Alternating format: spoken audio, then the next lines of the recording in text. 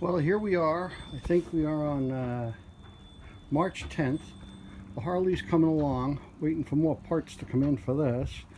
And I'm finishing this bike, which is the project of putting a 212cc go-kart engine and transmission on a 26-inch bike.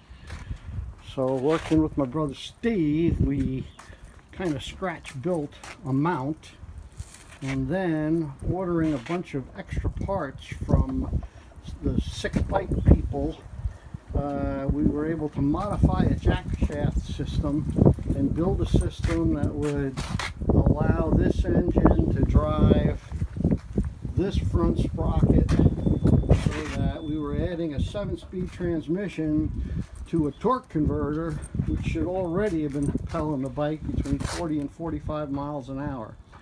So now we've made a complete death machine that we just have to find somebody fool enough to ride. Custom exhaust wrapped with motorcycle exhaust tape, and I bought starter fluid and was anticipating all kinds of problems, but I want you to hear it run because it's not too bad, not too loud. If I can start it.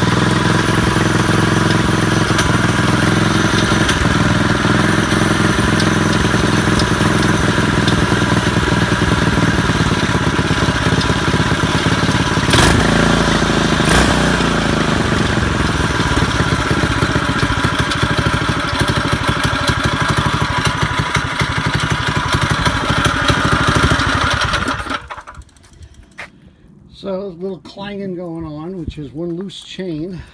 I rode it about halfway up the block and back and ended up with a warm leg. This tape here stops you from getting burnt, but there's no question you still feel a little heat. Need to put a regular heat shield there so you can lean your leg against it. But it's been a fun project. Now I got to get it to my brother Steve's house so he can drive it around in the streets without getting arrested.